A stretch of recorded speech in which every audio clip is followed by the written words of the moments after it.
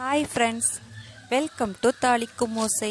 இன்றைக்கி நம்ம ரொம்பவே கிறிஸ்பியான கரகர மொறுமொறு வெண்டைக்காய் வறுவல் எப்படி செய்யலான்னு பார்ப்போம். வீடியோக்கு போகிறதுக்கு முன்னாடி என்னோட சேனலை யாரும் சப்ஸ்கிரைப் பண்ணலன்னா கண்டிப்பாக சப்ஸ்கிரைப் பண்ணிக்கோங்க. கூடவே இருக்க பெல் ஐக்கானை ப்ரெஸ் பண்ண மறக்காதீங்க.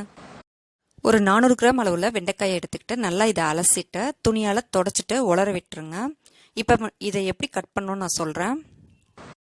இதில் துளி கூட தண்ணி இல்லாமல் தொடச்சி உலர விடுறது ரொம்ப முக்கியம். அப்படி இல்லைனா இதில் இருக்கிற பிசுக்குத்தன்மை மசாலாவோட சேராமல் தடுத்துரும். இப்போது மேலே இருக்க பகுதியும் கீழே இருக்க பகுதியும் இந்த மாதிரி கட் பண்ணிக்கோங்க. குறுக்கால ஒரு நீளமாக கட் பண்ணிக்கோங்க.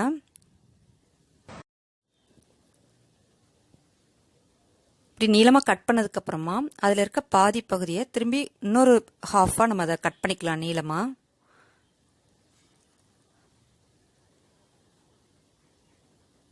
இப்போது இதை குறுக்கால ஒரு கட் பண்ணிக்கிறேன். அதாவது ஒரு வெண்டைக்காயில் நமக்கு 8 பீஸ் கிடைக்கும். இந்த மாதிரி எல்லா வெண்டைக்காயும் நான் கட் பண்ணிக்கலாம். இன்னொரு வெண்டைக்காயை நான் எப்படி கட் பண்ணணும்னு காமிக்கிறேன்.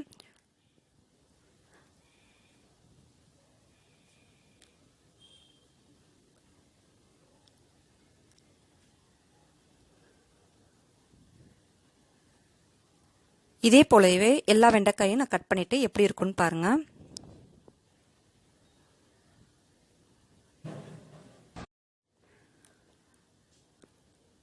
பாருங்கள், இப்போ எல்லா வெண்டைக்காயும் நான் கட் பண்ணிட்டேன். இந்த மாதிரி நீங்கள் கட் பண்ணதுக்கப்புறமா இதில் போட வேண்டிய மசாலாவெல்லாம் நம்ம சேர்த்துடலாம்.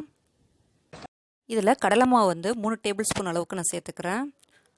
3 டேபிள் ஸ்பூன் அளவுக்கு அரிசி மாவு சேர்த்துக்கோங்க.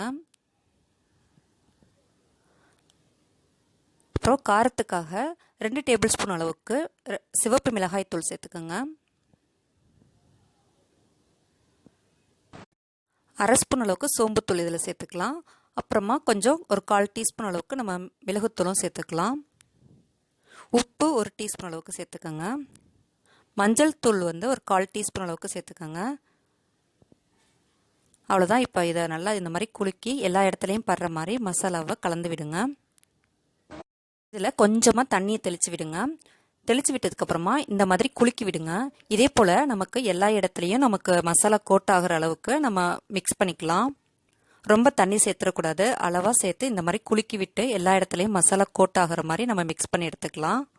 இப்போ நம்ம இதை ஃப்ரை பண்ணிக்கலாம்.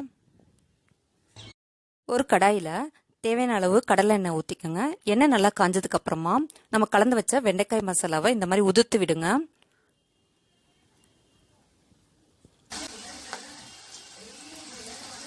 இது கொஞ்சம் நேரம் ஃப்ரை ஆகட்டும். உடனே இதை கலந்துட வேணாம். கொஞ்சம் நேரம் இது ஃப்ரை ஆக விட்டுடலாம். இது இன்னும் நல்லா கிறிஸ்பியாகவும் அந்த மசாலா எண்ணெயில் மிக்ஸ் ஆகாமல் இருக்கணும்னு நினச்சிங்கன்னா ஒரே ஒரு டீஸ்பூன் அளவு நீங்கள் கார்ன்ஃப்ளவர் மாவு சேர்த்திங்கன்னா இன்னுமே சூப்பராக இருக்கும். இப்போ இது லைட்டாக இது மாதிரி கலந்து விடுங்க.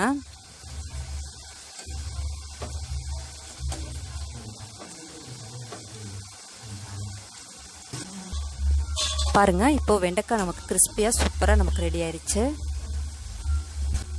இந்த மாதிரி கிறிஸ்பியாக கரகர மொறுமொறுன்னு வெண்டைக்காய் வறுவல் செஞ்சு கொடுத்தா குழந்தைங்கலேருந்து பெரியவங்க வரைக்கும் கண்டிப்பாக விரும்பி சாப்பிடுவாங்க. வெண்டைக்காயே பிடிக்காதுன்னு சொல்கிறவங்களுக்கு கூட கண்டிப்பாக இது ரொம்ப பிடிக்கும். வெண்டைக்காய் சாப்பிட்டா கணக்கு வரும்னு சொல்லுவாங்க. அவ்வளோ சத்துக்கள் நிறைந்தது, நல்ல நினைவாற்றலையும் கொடுக்கக்கூடியது. கண்டிப்பாக உங்களோட குழந்தைங்களுக்கு இதை நீங்கள் செஞ்சு கொடுங்க.